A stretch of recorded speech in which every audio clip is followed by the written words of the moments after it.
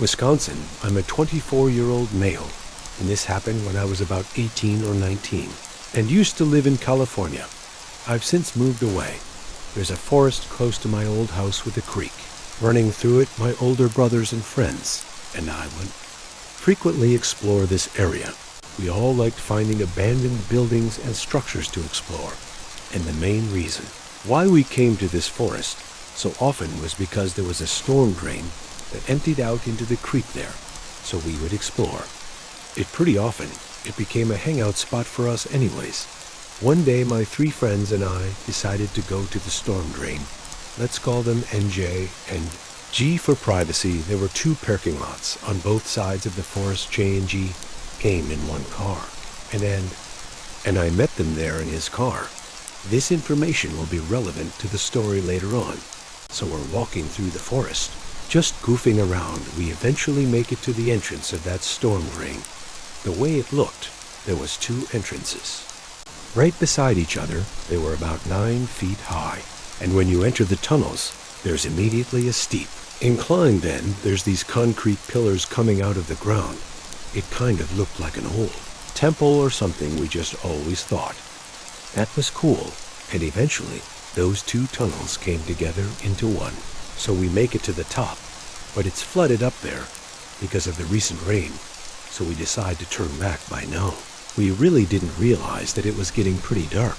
We can't really see a lot of light coming in from the entrance. As we got closer at this point, my friends N and G are further ahead of J, and myself and J, and I make it right up to the entrance in the drain, and comes up to me and says there's a guy out there with a monkey mask on. At first, it sounded funny to me, but at the same time, a chill went down my spine, so I follow him. He points to the guy, and sure enough, there's this huge dude in dirty clothes walking with a bicycle.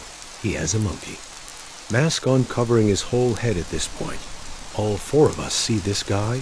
We're not really saying anything to each other, just watching him. None of us were expecting this to happen, so we're all kind of shell-shocked, and it wasn't around Halloween or anything, so we weren't sure why he was wearing this mask in the woods all alone. We then see the monkey man picking things up off of the ground and putting them in a little sack. We were probably 15 feet away from this guy. He wasn't even acknowledging that we were there. J and G decide to head back to the car because they were getting freaked out, and I decided to stay back and see what else he was going to do, so they leave and I to walk up further off the hill on the main trail to stay hidden from him. It was almost dark outside. Now it was getting pretty creepy, but at the same time, it was just cool experiencing something strange like this. We were both kind of thrilled about it. J and G are out of view by this point, and I lose sight of that monkey man, so we're looking around for him, and then we hear leaves rustling down by the trail. We then see him emerge from a bush very fast. He just stands in the middle of the trail, looking straight for about 5 seconds. This really creeped us out. We weren't sure why he was acting so strange. He then grabs his bike, walks on the trail in the direction that J and G went. So now we decide to follow him. The trail goes up a hill and then leads back down, so we didn't see him for a bit. But once we ascended the hill, we see him just standing there with his back toward us, doing nothing. Then all of a sudden, he starts walking very fast in the direction of J and G and tells them that monkey man is quickly walking in their direction. They need to get to their car fast and then pick us up at the other parking lot on the other side of the forest, and I quickly head back to the other parking spot.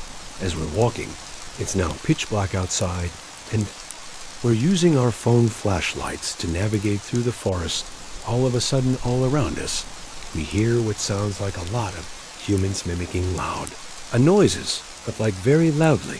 Some sound like they're very close to us, but we see absolutely nothing. Then we start running towards the parking lot. The whole time, we're just hearing these loud screams and yells. That adrenaline rush helped us get to that parking lot very fast, and once there, the yells just stopped. J and G were there already. So when we got in the car, They drove us over to N's car at the original parking spot. Then we all drove out of that forest. I'm still not too sure what to make out of that whole experience, but I've always heard growing up that there's a Buddhist temple in that forest, and it's very secretive. I'm not sure if that had something to do with the monkey noises or what, but all I can do is make assumptions. The story doesn't completely end here, though sometime later on one of my brother's friends told me that he went to that same forest at night with a few of his friends at some point. During the night, a cop came down there and told them to leave, mainly because teenagers go there all the time to have sex and smoke weed, so cops frequent. There the cops talked to them for a bit and said that monks at that temple don't like people in the forest, especially after dark. And even the cop said he was angrily told to leave by one of those monks, who spoke to him from the trees. Not really sure how much of this I actually believe. There was another incident. When we were there, and a rock was thrown from the trees at my friends and I, and we had no idea where it came from. It was strange. And luckily, that rock didn't hit any of US a few years later when I got back to California, and I decided to go back to that forest. And while we were there, we were talking about that monkey man again, and that yelling that we heard. Then that temple came back into the conversation. We both then decided to go check it out again to see if we could find anything that will shed light on what we experienced all those years back. Now there's a street that leads all the way up to that temple itself, but it was kind of far from where we were, so we decided to take the more adventurous route and climb the side of a steep hill that would get us there quicker. Once we got to the top, we stayed by the tree line and just looked out at the property, but there was no one there. We walked around the area, and since we didn't see any cars, we assumed that no one was there at that moment. But there were some open doors that led into that building. We heard a few noises, so we stayed away. Obviously people were there. They were trespassing. But as we were walking away from the distance, we saw 3 people walking over to us. A man, a woman, and their daughter, who was probably around 20 years old. They told us they were lost and didn't know how to get back to the trail and were trying to find the parking lot. This was really strange to us, because where they'd come from was the opposite side of where the parking area is, and that the forest really isn't hard to get lost in, since it's just one consecutive trail that goes around. The entire thing where they came from wasn't a trail. It was almost like they just appeared on those temple grounds, because it's like this huge open area. We didn't see anyone regardless. We walked them over to the main road that led up to the temple and told them if they follow that they will find the parking lot.